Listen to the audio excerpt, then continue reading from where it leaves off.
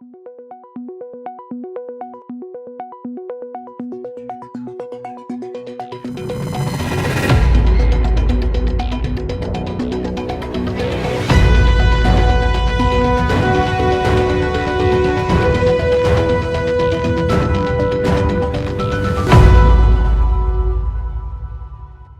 to Deep Dive. I'm your host, Kevin Benedict, and I want to welcome everyone for joining us today.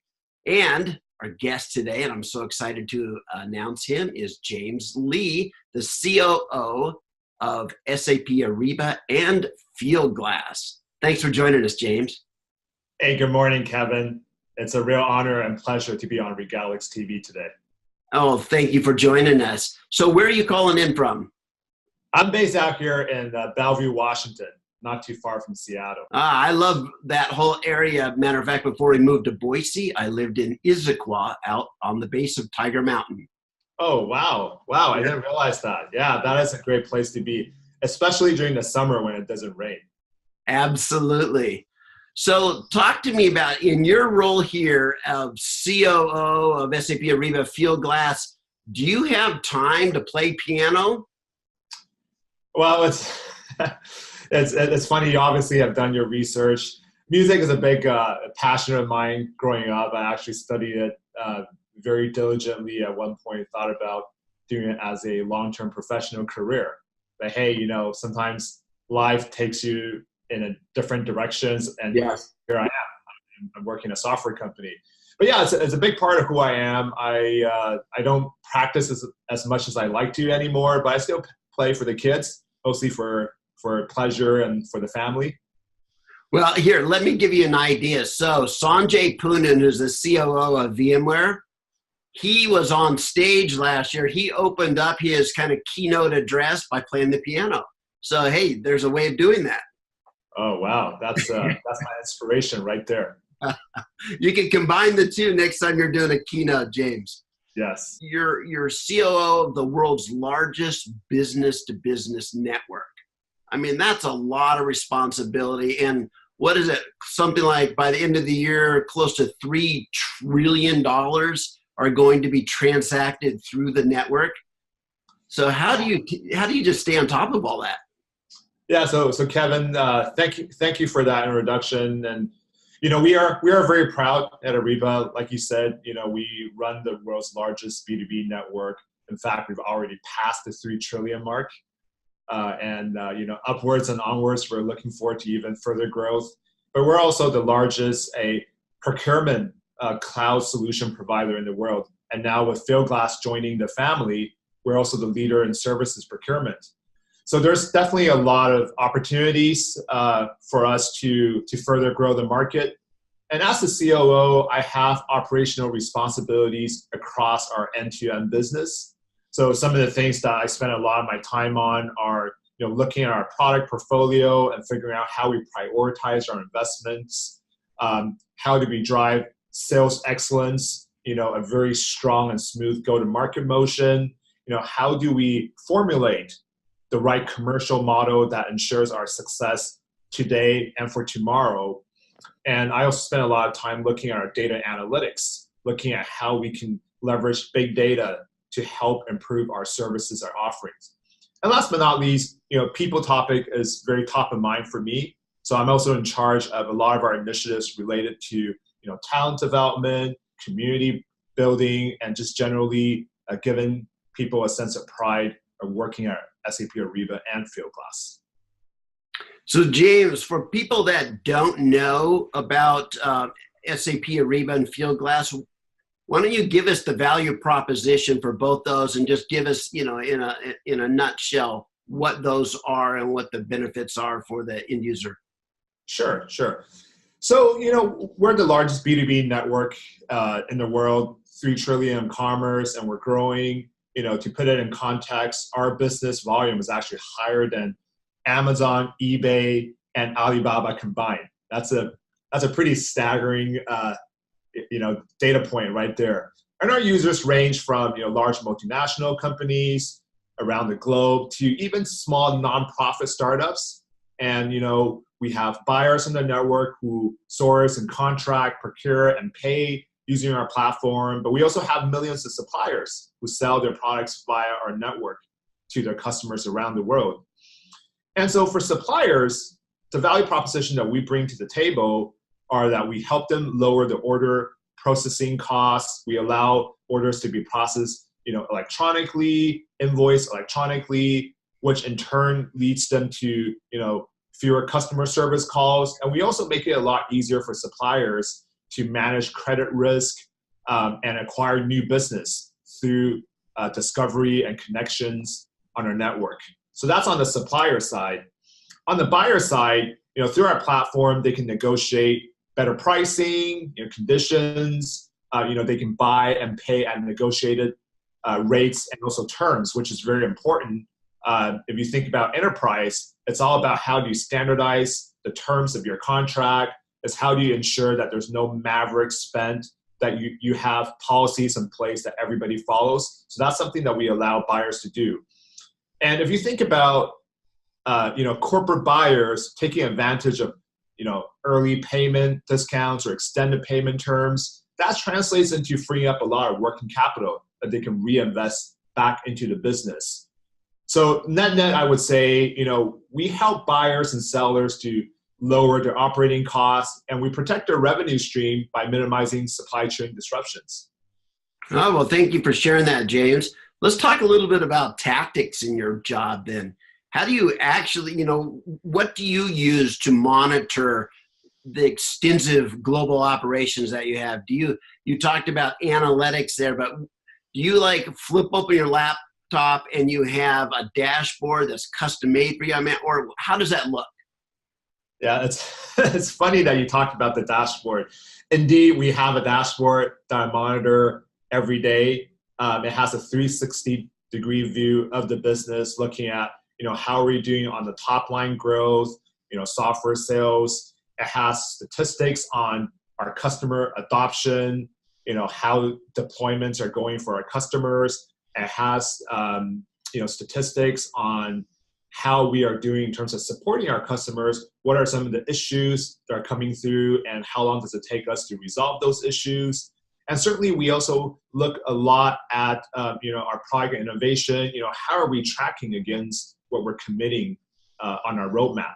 So those are things that we look at, day-to-day basis. But in terms of how do we monitor the business and get a pulse on how well it's doing, there's a couple of tactics that we use. One is obviously through the technical architecture of the platform. We're constantly monitoring for quality, stability, and ensuring that we don't bring any disruption to our customers. Secondly is, through the data analytics platform that we manage, we also collect a lot of anonymous data across the network to look at how data is being adopted, how it's being used, is it stable, right? And that's something that we feed back into our system to improve on its offerings. And thirdly, we place a lot of importance on the feedback, the voice of truth, as we call it, from our customers. So we sent out regular surveys to our customers. We call them, net promoter scores, to understand how we're doing, how are we aligning ourselves to what's important to them, so we get feedback from them. And we also have a customer advisory board where we put together some of our most important and strategic customers around the world as a sounding board to let us know what's going well and what needs improvement. So James, let's talk about, in addition to that, let's talk about digital transformation. So digital transformation has impacted just about all of us, but some people don't necessarily associate digital transformation happening to technology companies. But in fact, we're all impacted by it. And you guys, how old is SAP Ariba? Oh, wow. We're 20 years or something?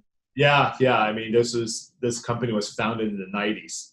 So yes, I remember. Matter of fact, I was working in Santa Clara down there, and that was one of the companies I thought was so cool as it was emerging and capturing all the headlines. So over the years, I mean, your customer behaviors have changed, competition has changed, the platforms and technology has changed. So, what are some of the ways that you guys had to adjust because of digital transformation? Yeah, Kevin, you're absolutely right. I don't think any business, be it technology or otherwise, can be immune to the wave of digital transformation. And it's a very hot topic. It's regularly brought up by our customers. And I would say every business today is looking to get a leg up, right? Leveraging big data, automation, artificial intelligence, and procurement really is no different. So Ariba really plays into this trend, we like to think, because our network allows you to digitalize your processes, across the entire source to settle spectrum, but also across all your spend categories. And I would say digitalization from an internal point of view, it also forces us to constantly improve upon our offering. For example, we've now adopted, SAP's in-memory database platform, HANA, to improve our performance, to have real-time reporting. And we're also leveraging a lot of these new technologies to help elevate our user interface. And we talked about artificial intelligence, right? Now we've embedded chatbots, smart feeds, and just automation of a lot of repetitive transactions so that we let the Ariba solution think and do a lot of the routine tasks for you so that you can spend more of your time on more strategic topics. Ah, that's very interesting. Thanks for sharing that. So with something as big as that global operation around Ariba and Fieldglass, what are some of the biggest challenges you face as COO? Yeah, the flip side of the immense growth that we're seeing is that it's a very competitive market. It's also moving. The pace of change is incredibly fast, and so we're always trying to constantly innovate to provide more value. And it's not just about features, right? But it's about the content, the best practices, the know-hows to buyers and sellers and all the trading partners. We in addition to that, we're also always looking at how do we scale the business. I would say this is another challenge. Right? You cannot scale the business to the point that you would like by doing everything yourselves. So one of the big push that we have now is building a vibrant and strong ecosystem that we can work with partners who can not only resell and deploy our solutions, but also act as solution extensions for our network. Oh, very good. Thank you for sharing that. So I'm just thinking to myself, with all of this that you're responsible for, how does a COO organize his day? So how do you do that? Do you have is it a rote, habitual, planned day, or do you have a different strategy? Yeah, I wish I could tell you, Kevin, that I got my day planned out, that I stick to a routine. But as many know, COO job is a little bit of everything. You're jack of all trade. You're a firefighter. You're a operator. Sometimes you're a salesperson. Sometimes you're a support person. Sometimes you're a marketing person. So a little bit of everything. And it's hard to always plan out my schedule.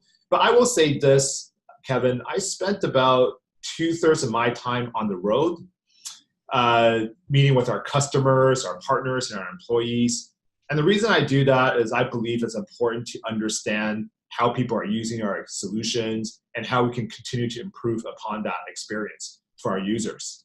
And so, as I mentioned earlier, I see our customers as a voice of truth. So I spend a lot of time meeting with our customers, our prospects, but also existing ones, to understand how we're doing, what are the trends out there, what do they expect to see from Ariba and Fieldglass. I also spend a lot of time with our internal teams when I'm on the road, because I see the COO organization ultimately as a service organization. So it's important for us to understand the requirements of my internal stakeholders and ensure that I'm providing the services that is essential to them being successful in their business. Terrific. So since this show is called Deep Dive, let's take a deep dive into actually how you organize yourself. Let's talk about email. Are you the kind of person that creates a folder for every email, or do you just let it accumulate in one giant inbox? Wow. Yeah. Email. This is a heavy topic. From digital transformation now to email, but this could be even more complex. Yeah, Kevin, look, I think email management is a bit of an art than a science. I do read all my emails myself, so I want I want to be clear on that. What I try to do really is I review all the topics and the senders of every email that comes to me, and I usually have a priority in terms of how I respond to them. If it's anything from external party, usually our customers and our partners, I would generally respond to them first, followed by other urgent requests that are internal. But I do have a rule of thumb that I try to respond to every single email that's addressed to me within 24 hours. Either I give you a response within that 24 hours, or I connect you with someone who can, or if it's a topic that requires a more in-depth deep dive, if we will, then I'll just pick up the phone and call the person. I feel like sometimes we rely too much on electronic form of Yes. and we lose a bit of that human touch. I got it. Well, that's revealing. So thank you for sharing that. That puts a lot of pressure on you, though, James, to respond to all those. My. Yeah. I've got my phone with me at all times. It's something that my wife isn't too thrilled about, but it's a occupation hazard, if you will. Yes, there we go. So what are the key focuses that SAP, Ariba, and Fieldglass are really focused on for the next year here in 2019? So we talk a little bit about the importance of customers earlier on in this discussion. And I go back to the theme of delighting our customers, both our buyers and our sellers. And to this point, 2019, I would say number one focus is to continue to provide the experience, the features, the content that delight our customers. And how do we do that? Well, we're spending a lot of time and money on elevating our user interface. We believe that it's important to offer a user interface that's efficient, that's intuitive, and that's intelligent. It's also about offering a high quality and reliable platform that you don't have to worry about disruptions in your supply chain and how you do your business. It's about bringing together, I would say, innovation that our customers have told us are essential to their business, like self-service tools, embedding artificial intelligence and machine learning. But it's also about very country-specific things. Certain countries have, data regulation. Certain countries have things on how you do electronic invoicing. So we do our best to ensure that our customers can be successful using our solutions in the specific regions or industries they're operating in. So I would say that's first, delighting our customer. Secondly, I would say, Kevin, it's about scaling our business. We talked a little bit about the partner ecosystem earlier, but I truly believe in the importance of succeeding and winning with our partners. We cannot be successful trying to do everything on our own. We cannot be successful trying to build every innovation out there. So it's important that we find the right partners, enable them, work together with them to ensure that they provide a solution extension for us. They become our extension of our services arm, and they're out there with our sales force, positioning our software to the top companies throughout the world. Now, when I had the privilege of being at the SAP Ariba Live recently, last month, a couple of weeks ago in Austin, Texas, I saw these banners all over that was referencing the phrase 3 trillion reasons. What does that mean to you? Well, it's something that's very near and dear to my heart. I think when we think about 3 trillion at a business level, it's about the $3 trillion that are going through our network, and how do we ensure that we continue to help our customers succeed in growing that commerce? How do we ensure that there's minimal business disruption? How do we ensure that it's a frictionless environment? How do we ensure that cost savings are derived from that 3 trillion of commerce? So that's at a business level. But if you take a step back and you think about all the lives that are impacted, if you think about 3 trillion, all the buyers and sellers, the business that we create, the commerce that we create, there are a lot of lives that are dependent on the $3 trillion that are going through the network. So for us, procure with purpose is always a very big theme. How do we ensure that as we are fostering commerce, we're doing it in a responsible way, that we're abolishing slavery, we are minimizing irregular business practices, that are keeping with the highest ethical standards? And that, to me, is another interpretation of 3 trillion reasons. Thanks for sharing that, James. That's brilliant. So I understand you're going to be in the next the next SAP Ariba Live in Barcelona coming up here. Well, Kevin, thanks for that little plug. And indeed, I will absolutely be at our Ariba Barcelona Live. For your viewers who are interested, we're going to be there from June 4th to 6th. And this is, I'm not exaggerating, by far the largest procurement event in Europe, in all of Europe. We're bringing together, customers, we're bringing together partners, we're bringing together experts in the industry, and we're going to get together, right? We're going to talk about the latest procurement trends, technology innovations. Customers are going to share stories with each other, and we're going to have a lot of fun. When was the last time you had such a big group of procurement professionals and you just had a really good time?